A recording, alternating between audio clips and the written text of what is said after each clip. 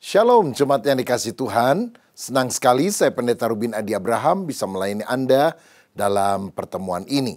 Hari ini saya akan membahas sebuah topik dengan judul Kehidupan Setelah Kematian. Bagian pertama, nasib orang yang tidak percaya Yesus. Mari kita akan baca Lukas pasal 16 ayat 19 dan selanjutnya. Ada seorang kaya yang selalu berpakaian jubah ungu dan kain halus dan setiap hari ia bersukaria dalam kemewahan. Dan ada seorang pengemis bernama Lazarus, badannya penuh dengan borok berbaring dekat pintu rumah orang kaya itu. Dan ingin menghilangkan laparnya dengan apa yang jatuh dari meja orang kaya itu. Malahan anjing-anjing datang dan menjilat boroknya. Kemudian matilah orang miskin itu, lalu dibawa oleh malaikat-malaikat ke pangkuan Abraham. Orang kaya itu juga mati lalu dikubur, dan sementara ia menderita sengsara di alam maut, ia memandang ke atas dan dari jauh dilihatnya Abraham dan Lazarus duduk di pangkuannya. Lalu ia berseru katanya, "Bapak Abraham, kasihanilah aku, suruhlah Lazarus supaya ia mencelupkan ujung jarinya ke dalam air dan menyejukkan lidahku, sebab aku sangat kesakitan dalam nyala api ini." Ayat 25, tetapi Abraham berkata, "Anak, ingatlah bahwa engkau telah menerima segala yang baik sewaktu hidupmu, sedangkan Lazarus segala yang buruk. Sekarang ia mendapat hiburan dan engkau sangat menderita." Ayat 26, selain daripada itu di antara kami dan engkau terbentang jurang yang tak terseberangi, supaya mereka yang mau pergi dari sini kepadamu, ataupun mereka yang mau datang dari situ kepada kami, tidak dapat menyeberang. Amin. Saudara sekalian, semua manusia yang hidup di atas muka bumi ini pasti mati. Mazmur 90 ayat 10 berkata, "Masa hidup kami 70 tahun, dan jika kami kuat, 80 tahun. Dan kebanggaannya adalah kesukaran dan penderitaan, sebab berlalunya buru-buru dan kami melayang lenyap." Kematian terjadi sebagai akibat dari dosa. Roma 6 ayat 23 berkata, "Sebab upah dosa adalah maut." Manusia yang berdosa ditetapkan untuk mati hanya satu kali saja, dan sesudah itu dihakimi. Ibrani 9 ayat 27. Pertanyaannya, setelah mati kita pergi kemana? Alkitab mencatat orang mati akan pergi ke alam maut. Bahasa Ibraninya Seol atau bahasa Yunaninya Hades. Ini adalah tempat penantian bagi semua orang mati, baik orang benar maupun orang fasik, sebelum penghakiman akhir tiba. Nah, dalam Lukas 16 tadi kita membaca kisah orang kaya dan Lazarus yang ada di alam maut, di Hades, yang rupanya dibagi menjadi dua bagian yang dipisahkan oleh jurang yang tak terseberangi. Yang pertama disebut Hades bagi orang yang tidak percaya Yesus, dan yang kedua disebut sebagai pangkuan Abraham. Atau dalam kitab lain disebut Firdaus, yaitu tempat penantian sementara bagi orang percaya Yesus. Bagian yang pertama ini kita akan membahas tempat tujuan orang tidak percaya. Ada 3 hal dalam bagian ini. Yang pertama Hades atau alam maut, artinya dunia orang mati. Ini adalah tempat di mana roh orang mati pergi. Ini adalah tempat penantian sementara setelah kematian. Mereka menantikan kebangkitan dan penghakiman akhir.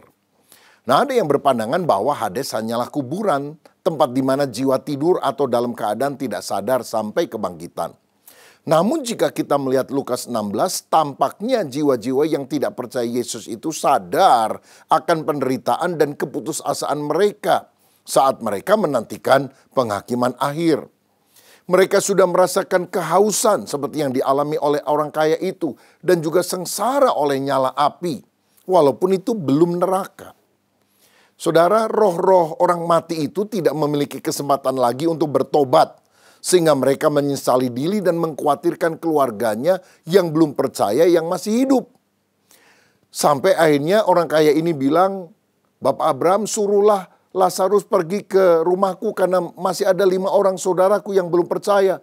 Tapi Abraham bilang nggak bisa karena sudah ada kesaksian Musa dan kitab para nabi. Sudah ada kitab suci, mereka harus dengar. Sebab sekalipun ada orang yang bangkit dari antara orang mati dan memberitakan kabar keselamatan kepada mereka, mereka kalau menolak juga mereka tidak akan diselamatkan. Dan kita tahu Yesus adalah pribadi yang bangkit dari antara orang mati dan memberitakan Injil, kabar baik. Tapi sampai hari ini ada banyak orang yang belum percaya dan diselamatkan. Nah, kesadaran yang dimiliki oleh roh orang mati ini di Hades menyebabkan penyesalan dan kepedulian kepada keluarga yang belum bertobat. Tapi semuanya terlambat. Kalau kita lihat dalam Ayub 10 ayat 22, itu digambarkan Seol atau Hades, dunia orang mati, sebagai tempat yang gelap, kelam pekat, kacau balau, tiada harapan dan sukacita. Inilah kondisi mereka yang tidak memiliki terang Kristus. Pada akhirnya Hades akan dibuang ke dalam neraka, lautan api. Bahasa Yunaninya Gehenna. Wahyu 20 ayat 14 dan 15. Nah, setelah Hades, maka yang kedua, tempat tujuan akhir orang tidak percaya adalah pengadilan tahta putih. Pada akhir zaman Alkitab menyatakan akan ada penghakiman tahta putih yang besar.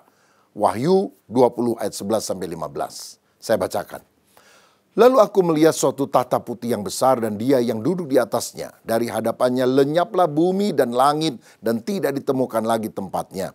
Dan aku melihat orang-orang mati, besar dan kecil, berdiri di hadapan tahta itu. Lalu dibuka semua kitab. Dan dibuka juga sebuah kitab lain, yaitu kitab kehidupan. Dan orang-orang mati dihakimi menurut perbuatan mereka berdasarkan apa yang ada tertulis di dalam kitab-kitab itu. Maka laut menyerahkan orang-orang mati yang ada di dalamnya, dan maut dan kerajaan maut menyerahkan orang-orang mati yang ada di dalamnya. Dan mereka dihakimi masing-masing menurut perbuatannya. Lalu maut dan kerajaan maut itu dilemparkanlah ke dalam lautan api. Itulah kematian yang kedua, lautan api. Dan setiap orang yang tidak ditemukan namanya tertulis di dalam kitab kehidupan itu, ia dilemparkan ke dalam lautan api itu. Nah saudara, ini adalah pengadilan bagi semua orang berdosa yang namanya tidak ditemukan tertulis dalam kitab kehidupan. Mereka adalah orang yang tidak percaya kepada Yesus dan menolak anugerah keselamatannya. Mereka akan dilemparkan ke dalam lautan api dan belerang. Ini disebut sebagai kematian kedua, yang berarti hukuman kekal, keterpisahan dengan Allah, dan siksaan selama-lamanya. Dalam Wahyu 20 ayat 12 dan 13 tadi, dikatakan ada kitab yang akan dibuka, yaitu kitab kehidupan dan kitab-kitab yang menulis perbuatan mereka. Apa maksudnya? Yang pertama kita melihat ada kitab kehidupan, Book of Life. Di dalamnya tercatat nama-nama mereka yang telah diselamatkan, yaitu mereka yang telah menerima Yesus Kristus sebagai Tuhan dan Juru Selamat mereka. Seseorang yang namanya tertulis dalam kitab kehidupan tidak akan dihakimi di pengadilan tahta putih, karena dosa-dosa mereka telah diampuni dan ditanggung oleh Kristus. Tapi yang kedua adalah kitab-kitab lain, books. Ini adalah kitab-kitab catatan yang berisi semua perbuatan setiap individu yang dihakimi di pengadilan tahta putih. Kitab-kitab ini mencatat setiap tindakan, kata-kata, pikiran, dan motivasi, baik yang baik maupun yang jahat menurut standar kebenaran Allah. Dari setiap orang yang tidak percaya selama hidup mereka di atas muka bumi ini. Tujuannya adalah untuk menunjukkan keadilan Allah dalam penghakimannya. Nah, ini bukan untuk menentukan keselamatan. Karena mereka sudah tidak diselamatkan. Tidak tercatat dalam buku kehidupan. Tetapi untuk menunjukkan bahwa hukuman yang dijatuhkan oleh Allah itu adil dan sesuai dengan penolakan mereka terhadap Allah dan dosa-dosa yang mereka lakukan. Bahkan perbuatan-perbuatan baik yang mungkin mereka lakukan seperti kemurahan hati, kejujuran, dan lain-lain akan tercatat. Namun perbuatan itu tidak dapat menyelamatkan mereka karena mereka tidak memiliki iman yang menyelamatkan dalam Kristus. Perbuatan baik tanpa Kristus adalah seperti kain kotor di hadapan Allah yang Maha Kudus. Yesaya 64 ayat 6. Ini juga menunjukkan akan adanya derajat penghukuman yang berbeda di api neraka.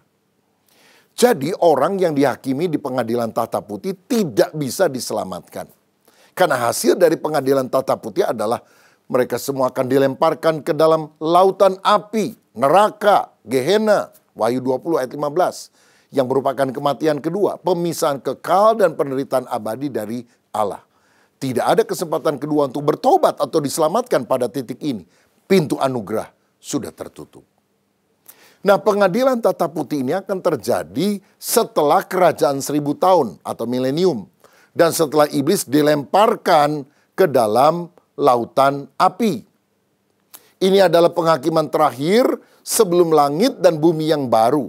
Ini sangat berbeda dengan tahta pengadilan Kristus, Bema. Seperti misalnya yang dicatat dalam 2 Korintus 5 ayat 10. Yang adalah pengadilan khusus untuk semua orang percaya. Orang Kristen yang lahir baru. Yang terjadi setelah rapture, pengangkatan gereja dan sebelum masa kerajaan 1000 tahun. Yang didirikan Kristus di atas muka bumi ini. Tujuan dari Bema, tahta pengadilan Kristus, bukan untuk menentukan keselamatan. Karena keselamatan sudah dijamin melalui iman kepada Kristus. Tetapi untuk mengevaluasi pekerjaan, motivasi, dan pelayanan orang percaya. Istilah Bema sendiri merujuk pada panggung hakim di stadion Yunani pada zaman dulu, di mana para atlet menerima hadiah atau mahkota. Demikian pula pengadilan ini adalah untuk memberikan upah atau mahkota kepada orang percaya berdasarkan kesetiaan mereka dalam melayani Tuhan setelah mereka diselamatkan. Ada kemungkinan juga orang yang mengalami kerugian, tidak mendapatkan upah karena pekerjaan mereka dibangun di atas dasar yang salah, bukan Kristus yang mulia, tetapi dasar yang rendah, kayu, rumput kering, jerami, misalnya motivasi demi uang, demi nama tenar, bukan karena ketulusan. Namun mereka tetap diselamatkan jika percaya Yesus. Orang percaya tidak dihakimi untuk dosa-dosa mereka di tahta pengadilan Kristus. Karena dosa-dosa mereka sudah ditanggung oleh Kristus di kayu salib. Namun mereka akan dimintai pertanggungjawaban atas bagaimana mereka hidup dan melayani setelah diselamatkan. Jadi saudara, beda ya. Tahta pengadilan Kristus, Bema, itu khusus untuk orang percaya, untuk membagi pahala. Ada derajat kemuliaan yang berbeda di sorga. Sedangkan pengadilan tahta putih yang besar itu khusus untuk orang yang tidak percaya. Tidak akan ada yang diselamatkan, semua akan dimasukkan ke dalam neraka dan akan ada derajat hukuman yang berbeda di neraka. Nah, yang ketiga, setelah orang tidak percaya diadili, maka mereka akan masuk ke Gehenna, neraka atau lautan api. Gehenna dalam bahasa Yunani berasal dari istilah Gehinnom, lembah Hinnom di luar kota Yerusalem. Lembah ini dulunya adalah tempat di mana kurban anak dipersembahkan kepada dewa Moloch. 2 Raja-Raja 23 ayat 10. Dan kemudian menjadi tempat pembakaran sampah kota, tempat bangkai binatang dan mayat penjahat dibakar. Api di sana terus-menerus menyala dan ulat-ulat selalu ada. Yesus menggunakan istilah Gehenna untuk menggambarkan tempat hukuman kekal bagi orang fasik. Gehenna melambangkan neraka yang sesungguhnya, yaitu tempat siksaan kekal. Di neraka apinya kekal, tidak terpadamkan. Matius 25 ayat 41. Akan terdapat ratapan dan kertak gigi yang menunjukkan penderitaan dan penyesalan yang mendalam. Matius 8 ayat 12. Ada pemisahan total dari Allah, terpisah secara abadi dari hadirat dan kebaikan Tuhan. 2 Tesalonika 1 ayat 9. Ini adalah tempat penderitaan fisik dan mental, siksaan terus-menerus tanpa akhir di mana ulat-ulatnya tidak akan mati dan apinya tidak padam. Markus 9 ayat 48. Oh, mengerikan sekali. Jangan sampai masuk neraka. Neraka ini adalah tujuan akhir orang-orang yang tidak percaya setelah penghakiman terakhir, yaitu lautan api. Nah, ada beberapa pertanyaan yang kita perlu bahas. Yang pertama, apakah neraka ini sama dengan purgatori yang dipercaya oleh orang Katolik? Purgatori adalah tempat pemurnian jiwa yang bersifat sementara setelah kematian. Pengampunan dosa untuk keselamatan terjadi karena iman kepada Kristus dan sakramen-sakramen. Namun, pembersihan atas noda dosa harus dilakukan di purgatori. Ini bukan sorga dan ini juga bukan neraka. Jiwa-jiwa di purgatori dijamin akan masuk sorga pada akhirnya. Dan orang-orang yang masih hidup di bumi dapat membantu jiwa-jiwa di purgatori melalui doa, persembahan misa, indulgensi, dan perbuatan kasih lainnya agar orang yang ada di purgatori lebih cepat keluar dari tempat itu dan masuk ke sorga. Ini adalah kepercayaan gereja Roma Katolik. Namun gereja Protestan menolak doktrin purgatori karena menganggap itu tidak diajarkan secara eksplisit dalam Alkitab. Dan gereja Protestan meyakini pengorbanan Kristus di atas kayu salib sudah cukup, sudah sempurna. Di atas kayu salib Yesus berkata, sudah selesai. Dia sang penebus dosa kita. Kalau kita masih harus menyucikan jiwa kita di api penyucian, apa maknanya bahwa Yesus adalah sang penebus dosa kita? Lagi pula keselamatan adalah anugerah Allah yang diterima melalui iman semata-mata. Efesus 2 ayat 8-9. Bukan melalui perbuatan baik ataupun melalui pemurnian setelah kematian. Yang kedua, apakah kematian kekal, maut, berarti pelenyapan, annihilation, dan bukan siksaan kekal? Jadi ada para pendukung teori annihilation ini. Mereka berpendapat binasa dalam Alkitab secara harfiah artinya berhenti ada alias lenyap, tidak ada lagi. Jadi kalau orang sudah mati ya lenyap, nggak disiksa. Siksaan kekal juga tidak sesuai dengan sifat Allah yang penuh dengan kasih. Masa Allah yang penuh kasih menyiksa orang selama-lamanya? Lagi pula manusia kan berdosa untuk kurun waktu yang terbatas. Jadi rasanya tidak adil kalau Tuhan menghukum mereka secara kekal.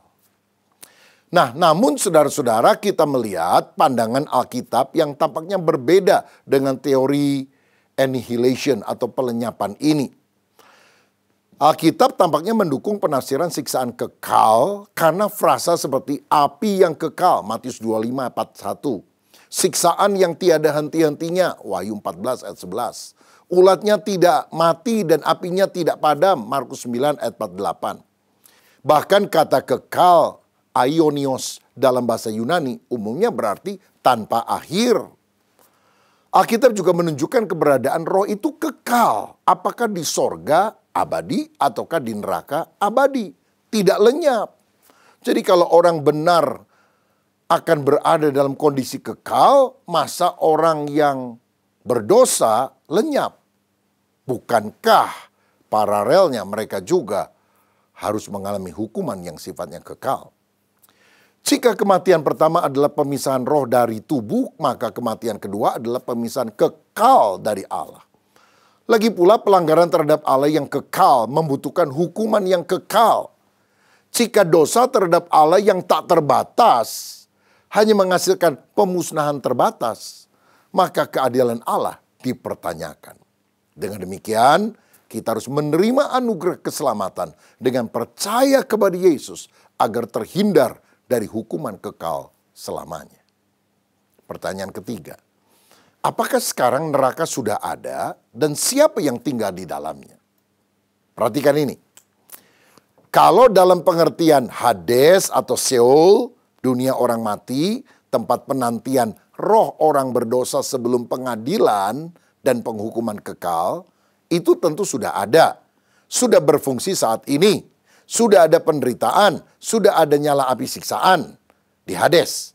Namun neraka dalam arti lautan api Gehenna yang menjadi tujuan akhir orang yang tidak percaya baru berfungsi kelak setelah penghakiman tahta putih yang besar.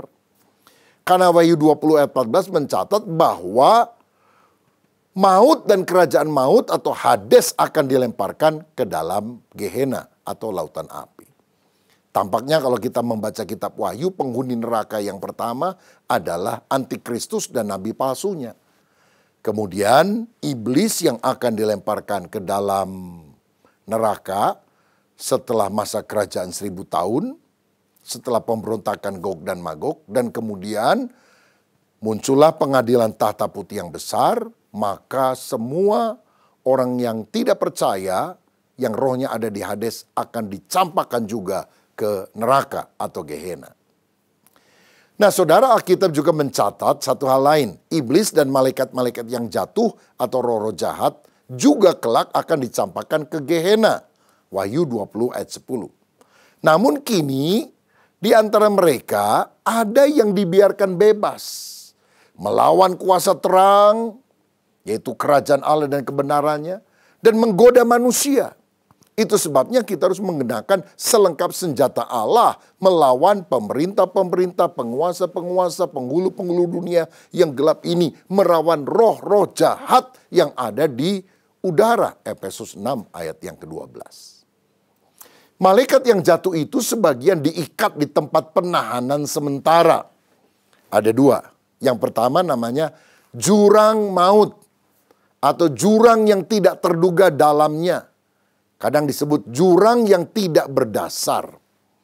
Nah, jurang maut ini bahasa Yunaninya adalah abyssos. Dari mana kata abyss dalam bahasa Inggris berasal. Kata ini secara harfiah berarti tanpa dasar atau tidak terukur dalamnya. Bottomless pit. Dalam Lukas 8 ayat 31, di sana dikatakan bahwa para roh jahat memohon kepada Yesus agar tidak menyuruh mereka masuk ke dalam jurang maut, abyssos. Wahyu 9 ayat 1, 2, dan 11 menunjukkan kunci jurang maut dibuka dan belalang-belalang, yaitu roh jahat, keluar dari sana. Malaikat yang memerintah mereka disebut Abaddon dalam bahasa Ibrani atau Apollyon dalam bahasa Yunani, yang berarti perusak. Dan ia adalah malaikat jurang maut. Wahyu 20 ayat 1-3 menunjukkan malaikat akan menangkap iblis dan mengikatnya di jurang maut, abyssos, selama 1000 tahun. Yaitu masa kerajaan 1000 tahun Kristus di bumi. Setelah itu ia akan dilepaskan sebentar sebelum dilemparkan ke lautan api. Ini adalah tempat penahanan sementara yang spesifik untuk iblis dan beberapa roh jahat, terutama selama masa kerajaan 1000 tahun. Ini bukan Hades atau kuburan umum manusia. Dan bukan lautan api, neraka kekal yang final. Yang kedua adalah Tartarus, bahasa Yunaninya Tartaros, Tartaro. Bahasa Indonesianya adalah Tartarus atau kadang diterjemahkan sebagai neraka yang paling dalam. Terjemahan ini sebetulnya kurang tepat karena Tartarus berbeda dengan Gehenna atau neraka, lautan api. Terjemahan yang lebih akurat sering menggunakan frasa seperti lubang kegelapan yang pekat. Misalnya 2 Petrus 2 ayat 4 dipahami sebab jikalau Allah tidak menyayangkan malaikat-malaikat yang berbuat dosa, namun melemparkan mereka ke dalam Tartarus dan menyerahkan mereka ke dalam lubang-lubang kegelapan yang pekat untuk disimpan sampai hari penghakiman. Nah, apakah jurang maut, abyssos, dan gua atau lubang kegelapan abadi, Tartarus, itu sama atau beda? Jawabannya beda tapi saling terkait. Itu adalah dua tempat penahanan yang berbeda bagi roh jahat. Meskipun keduanya merupakan bagian dari dunia bawah atau tempat-tempat di luar bumi. Tartarus dengan lubang kegelapan pekatnya adalah penjara bagi malaikat-malaikat yang jatuh tertentu yang melakukan dosa besar dan sangat serius. Mereka ditahan di sana sampai hari penghakiman. Sedangkan jurang maut, abyssos, adalah tempat penahanan yang lebih umum dan akan menjadi penjara bagi iblis selama 1000 tahun sebelum ia dilepaskan sebentar dan akhirnya dilemparkan ke lautan api. Beberapa roh jahat juga dapat dilepaskan dari jurang maut untuk sementara waktu sebelum mereka akhirnya dibinasakan. Bagian yang ketiga, mengapa Allah yang penuh kasih menciptakan neraka? Nah, untuk memahami ini kita harus melihat beberapa atribut Allah, sifat Allah selain kasih, yaitu kekudusan, keadilan, dan kedaulatannya. Yang pertama, Allah adalah kudus dan adil. Alkitab berulang kali menekankan bahwa Allah itu kudus, tak terbatas dalam kesucian tanpa dosa sedikit pun. Dosa adalah pelanggaran terhadap kekudusannya yang sempurna. Karena dia kudus, dia juga adil. Keadilan menuntut bahwa dosa harus dihukum. Jika dosa tidak dihukum, maka Allah tidak adil. Dan itu bertentangan dengan sifatnya. Bayangkan, kalau ada seorang hakim yang membiarkan setiap pelanggaran hukum begitu saja. Itu kan tidak adil. Lagi pula besarnya hukuman harus proporsional dengan siapa yang dilawan. Dosa adalah pelanggaran terhadap Allah yang tak terbatas dan kekal. Sehingga hukuman untuk dosa tersebut juga memiliki dimensi yang kekal, bukan sementara. Berikutnya, manusia adalah makhluk yang berkehendak bebas, punya free will. Allah menciptakan manusia dengan kemampuan untuk memilih, bukan seperti robot. Pilihan itu termasuk kemampuan untuk mengasihi dan mentaati dia, atau menolak dan memberontak terhadapnya. Jika Allah memaksa setiap orang untuk mengasihi dan mentaatinya, maka kasih itu tidaklah tulus. Allah menginginkan respon kasih yang tulus dari kehendak bebas. Yang ketiga, neraka sebagai konsekuensi pilihan, bukan hukuman sewenang-wenang. Dari sudut pandang ini, neraka bukanlah sebuah ciptaan Allah secara acak, di mana dia menjatuhkannya kepada manusia. Sebaliknya, neraka adalah konsekuensi logis dan adil dari penolakan manusia terhadap Allah. Allah adalah sumber kehidupan, kebaikan, sukacita, dan segala yang baik. Ketika manusia memilih untuk menolak dia, berdosa, mereka secara otomatis memilih untuk terpisah dari sumber-sumber kebaikan itu.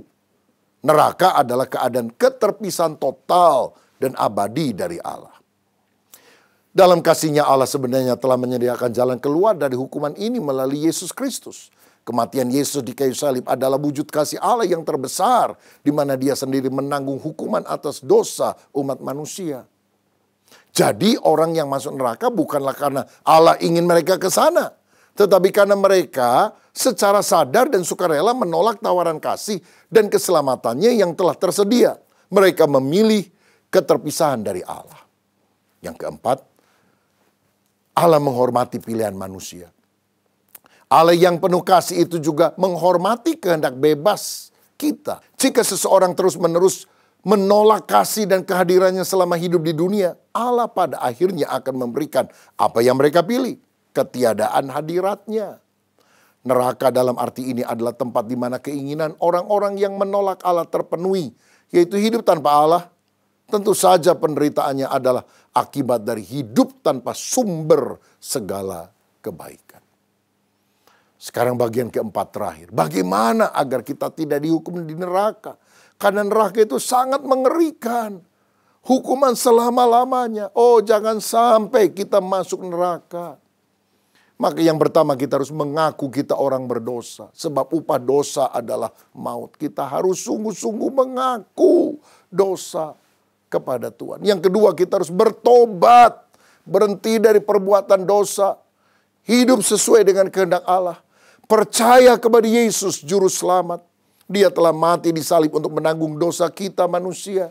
Keselamatan adalah anugerah Allah dan bukan karena perbuatan baik kita. Ayo kita percaya kepada Yesus. Karena Dialah satu-satunya jalan kebenaran dan hidup. Tidak seorang pun sampai kepada Bapa kalau tidak melalui Yesus. Yang ketiga, yang terakhir, kita harus menerima Yesus di dalam hati dan hidup kita.